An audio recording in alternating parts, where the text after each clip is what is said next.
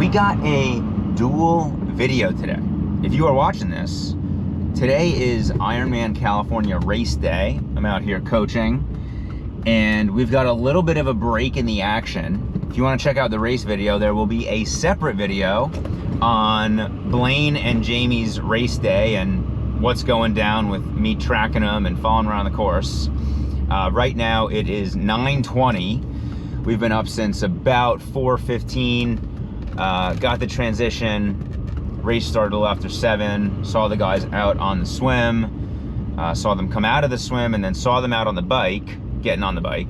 And so we've got a little window of downtime here, and this is gonna be my first meal of the day. And so the vision from a personal fitness standpoint today, it's looking like it's gonna be a rest day. Listen, I'm not gonna rule out the idea. There's a part of me that's like, can I get a little action in like a 24-hour fitness kind of gym and just get like a quick little pump in? I already checked off my running needs for the week, so I don't need to go cram in more miles today. And honestly, tracking or supporting at an Ironman, like I'm already running around a little bit. So this will be like a big time on feet day. I'm already at 6,700 steps, so I'm not tracking that, but I don't need to go run 5K just because I've got the opportunity to from like a time standpoint. And so what we'll focus on today is how am I thinking about food? You know, I'll do like a full day of eating here, and then who knows, maybe we get a pump in. I got some of my pre-workout with me, just in case. Now, the first principle on the food, I care a little less on showing you exactly what I'm gonna eat, and I wanna empower you more with like the way that I like to make decisions around food, because I've been out and about, like I easily could have just grabbed like a breakfast sandwich or something on the go, but our Airbnb here is like 7 minutes from where I was, and we got a bunch of really solid food here. So I'm willing to like just drive back to the place for 7 minutes and be in complete control of the nutrition that I've got, at least to start the day. At least to start the day, because I'll tell you what, post Ironman, it's kind of a tribal tradition to go get Five Guys. And so there's a good chance that I get Five Guys tonight with the guys. We'll see what happens after the race, what time it is, how they're feeling, all that jazz. But if I already know that I'm gonna do that, well, it makes a lot of sense for me to put in a little bit more effort on staying clean and being really on track in the morning. Now, this is also a little bit like when I was at the airport and did the bananas and weighed out the macros. It's like, I don't want to give up on my nutrition when I'm solo. Like, I don't need to let other people influence my decisions around food in general, but like, especially when I'm solo, like I wanna stay sticking to my goals and what makes me feel good. And I don't really feel very good if like I have a breakfast sandwich at freaking 9 in the morning, and now like I've got a whole day and now I haven't had a lot of protein and I've just been eating restaurant food. Like, I'd rather play with a lead. That's kind of the same principle. Play with a lead, stay on offense. We got really good food here. Went to a grocery store right when we got in town, and I'm going back home tomorrow, so like might as well eat it. So that's what we got. Let's head inside and see what we're gonna eat. Let's go. All right, welcome to the Airbnb kitchen. Let's go through what we got, and then I will give you a lay of the land on the options that we were choosing from. So what we got here, we got 7 egg whites and 2 eggs. I got an 18 rack of eggs. We got into town, had eggs yesterday morning, had a bunch left to eat. So 9 cracked eggs, kind of diesel. Took out 7 of the yolks. And we've also got, this is like my go-to bread when I'm traveling. I prefer the Ezekiel bread when I'm back at home, but they don't sell that everywhere. This Dave's Killer cinnamon raisin bread is in most places. So we got 2 slices of that, and then we got this 7 egg white, 2 egg situation. We are staying strong on the tracking, so might as well just give you the data here. 460 total calories, 45 grams of protein, 37 grams of carbs, 13 grams of fat. 460 calories. So let's also think, like, why is it valuable to not just grab food out on the go? I mean, this is way more bang for my buck on like food volume and quality and how I'm gonna feel and how it's gonna fill me up. A croissant is like 300 calories. If I were to get a breakfast sandwich, it could be 600 calories and not even have nearly the macronutrients that this meal right here has. So that right there to me is like, that's a good trade. That's worth it to give a little bit of effort, to be willing to drive back to the Airbnb. Now, what was I considering? This is another hack. This might end up going to waste. I bought this at the grocery store, and this is like a Siggy's. It's basically a Greek yogurt. I think it's officially called Skyr, not exactly sure, but this is basically all protein and carbs, and it's really, it's like low calorie, but like calorie dense in a way. 18 grams of protein per serving and 13 grams of carbs. I will like eat one of these entire things if I'm out on the go. It's like $5 at a grocery store, and I can just go in and grab that. And if I'm like starving, I'll have like a whole one. I'll get kind of the smaller ones. Maybe I'll get 2 or 3 if I'm not like so hungry, but I knew that I had this. So I was like, all right, maybe I'll do that, but I kind of wanted to eat the eggs. And then we've got just leftovers from what I made for dinner last night, which I had already weighed out and taken pictures of. I'm not sure the macros, but it's literally just, you know, seared up chicken and then potatoes that I made. So these were the things that I was kind of thinking of as I was getting back here. We also have a couple of steaks in the fridge that I'm probably just gonna leave those for the guys. I'm not exactly sure. But this is pretty much the situation. Started the day off with a half a gallon of water and 1,000 milligrams of sodium with electrolytes. So that was really like phase 1 at 5 in the morning, sipping water since then, and refilled that, and I've had a bunch of coffee. This is first meal of the day, and pretty much we did overdo some toast. The broiler is my toast hack when I'm traveling. And so, again, the vision is like, let's just play with a lead here. I don't need to give up on my diet at 9 in the morning. And we'll leave a little bit of margin in case we want to get some Five Guys. So I'm going to eat this, head back out to see the guys, and we'll just let the day roll on from there. See you next time. All right. We're making it happen. Just saw the guys at around mile 45 and figured I got like 2.5 hours of time before I'll probably see them again. And I looked up a gym. I said, is there any gym within the area? And what do you know? 13 minutes away, there's some kind of 24/7 gym. And so we're gonna go get a little pump in and kind of make this happen. Now, the reason for this is because we gotta pace ourselves in the day here. We gotta pace ourselves. We got a long day. We'll probably be out here till maybe 9 or 10. Probably not that long. Probably more like 8 or 9, but I mean, come on, that's long. Been up since 4:30. So could we use a little, this is kind of the other thing about like training, is that like it's an energy enhancer. And so this is like one of the core principles of endurance. I got the GPS up here, 12 minutes away. One of the core principles of endurance is that doing the training, when it's done right, and it's fueled properly, if it's big, it gives me energy. That's like how I feel. Like there are so many times that I am feeling a little tired if I'm training in the afternoon. It's like I'm kind of tired in the second half of the day. Maybe I've been up doing stuff, probably up early, but like getting my blood pumping and getting my body moving for an hour or 90 minutes or whatever it is, all of a sudden it's like a freaking jolt of energy. And so that's just like, I feel like more beginners need to understand that. More beginners need to have faith that the first couple of minutes, I mean, even in my training sessions this week, like the first couple of minutes might not feel super good.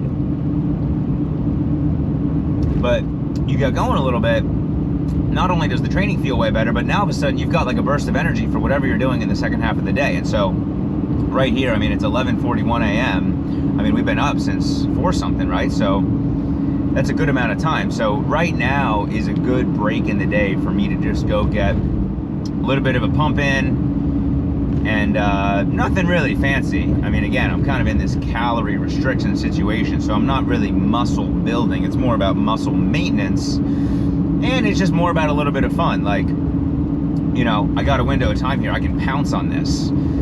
Back where I was just seeing these guys on the course, there were a bunch of spectators there, and like, I guarantee you, a lot of these people, I mean, even though they're out at an Ironman, like a lot of these people, they're just gonna be sort of sitting there scrolling away in between their people getting back and forth. And you know, what I have learned to make endurance work for me, right, as I'm building a business, as I got a family, I got a kiddo, I want to be around for my wife, is it's like, if I can just insert training into those periods of the day where I'm likely just wasting time, even if it's just 20 minutes, 30 minutes, like, that's the same principle of the runs compounding over the past 2 days, the 6 miles and the 5 miles. Like, the 6 miles is that was a 50-minute run, right? The 5 miles was 45. Like, these aren't huge blocks of, you need to be training for freaking 15 hours a week. Like, these are available to anybody. Now, the other thing that I'm thinking on, just related to the diet and the training, is that just that idea of getting back to Colorado with big time momentum. Like, this trip is going to be a big enhancer for the diet right now. I was at that 2460 number on calories on Friday, and yesterday I was even lower than that, kind of unintentionally. We were out a little longer than I expected in the morning. We didn't really get back until maybe 1 or 2. I grabbed like a bar while we were out, tracked that, and then I had a pint of blueberries at the grocery store on our way back. But it wasn't until about 2 p.m. that like I had my first sizable meal. And so as I'm thinking about that, that's not really I'm not really thinking about like fasting. It's just like, in the same sense that getting training done on the front half of the day is playing with a lead, if I cannot freaking blow my load on calories in the first half of the day, well, now all of a sudden I'm playing with a lead in the back half on calories. And I had a freaking huge meal when we got back. I had that same meal. I had 7 eggs, 6 whites, not 9 eggs, 7 whites like I did today. Had the same 2 pieces of toast.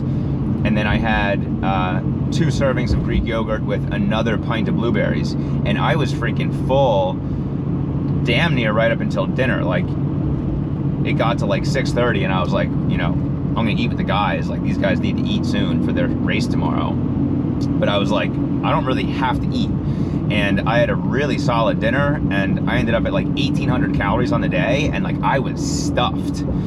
And so, right, I'm not like trying to starve myself out here. Like, I'm trying to make sure I'm doing this in a way that fuels my training. But all these little decisions just kind of encourage me to make the next best decision too. And so at this moment, the next best decision is slam some freaking pre-workout and go get a little pump in, and then get back to supporting these guys on the course. So that's what we got. We'll wrap it up here, and I will see you soon. All right, so we found a pretty badass old school gym here in West Sacramento. Fitness Systems had to change into the Ironman World Champs tank just to let them know. And we're just going through a little full body circuit here. Some squeezing at the bottom of each rep. Little back, little chest so far. We'll keep it rolling. We'll get out of here in about 25 minutes. Momentum.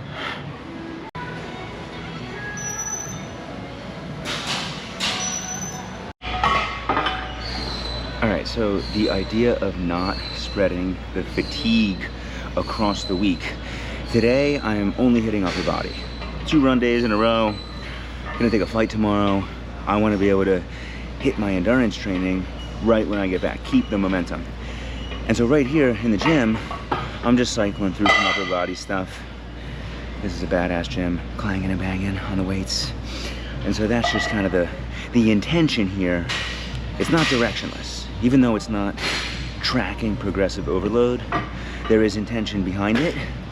And I'm also giving myself some space to kind of feel out what I want to do. So I'm just hitting some incline press here. This is the first set. Not a ton of weight, more just like pumping.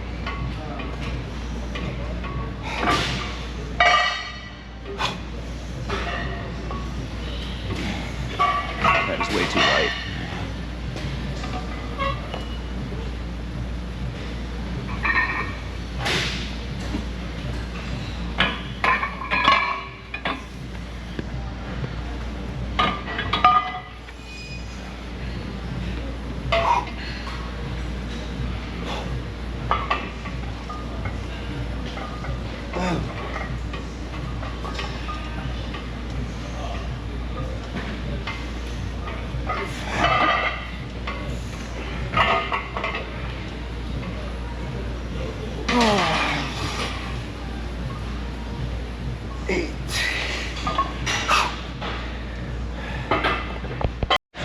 All right, curl burnout to finish this bitch up.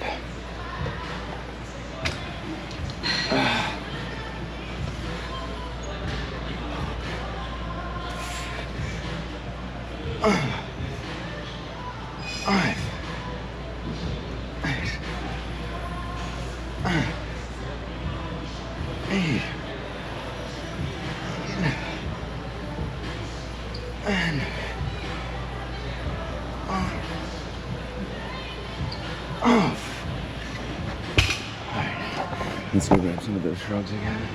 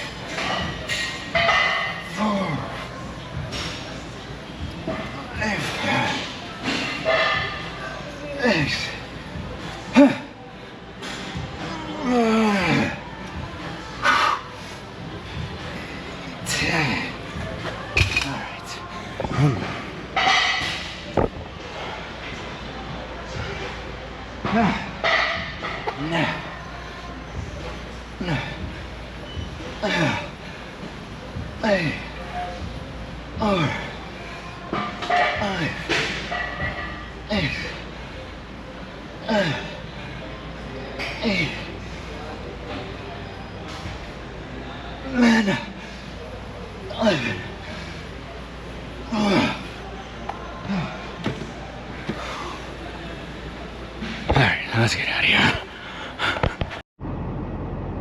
All right, lift complete, sufficiently pumped, and we are back at the Ironman course, and I got a few minutes to kill before these guys get back here, and so we are about to reap the benefits of a little bit of preparation. So the chicken and potatoes that were left over from last night, that's about to be deleted. And I got a little hack here. I've been using some good help from ChatGPT to calculate some macros and just like make things a little bit simpler. So last night when I was packaging this up in the Tupperware, I just took a couple of pictures of the potatoes weighed out and the chicken weighed out. And the potatoes were 264 grams and the chicken, where's the photo here, 167 grams. And so I just sent these two photos into ChatGPT and just said, tell me the macros. And so right here we got total calories 475, protein 57, carbs 46, fat 5 grams. So I'll get that into the macro tracker in a moment, but the idea is that that's a 400 to 500 calorie meal which is almost exactly the amount that the meal was that I had back at the house. That was $4.60. And so what I am finding on this calorie restriction is that meals that are in like the 300 to 500 range, I'm eating them more frequently. In the past, when I have looked to cut weight, I have done a lot more fasting, like serious time without food, and then really big meals, like meals that are like almost 1,000 calories. And so part of cutting a little bit of weight here, leaning up a little bit after my Ironman, looking to get a little bit faster for this 70.3 that I'm prepping for. Part of that vision is doing this in a sustainable way here. So this is what we got. I mean, I drove by a Panda Express, I drove by a Chipotle, I drove by some kind of like teriyaki house. Like, I'm not into that stuff. I'm not into that stuff. Are there options that I think you can get at places like that that could be decent? Yeah, but like, to me, this is just as simple. This is gonna taste better.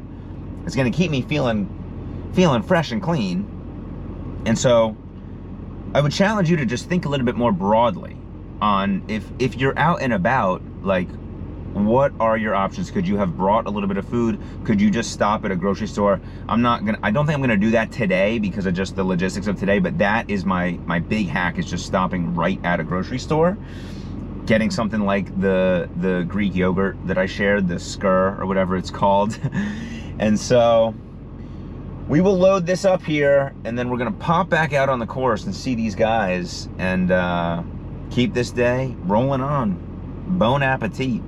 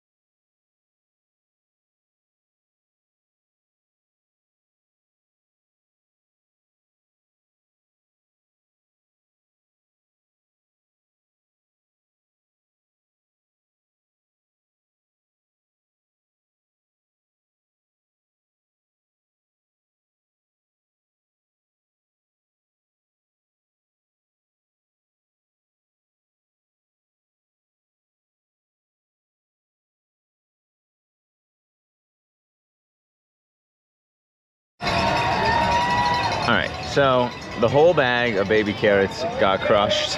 And I also got to be honest about a little bit of junkie behavior.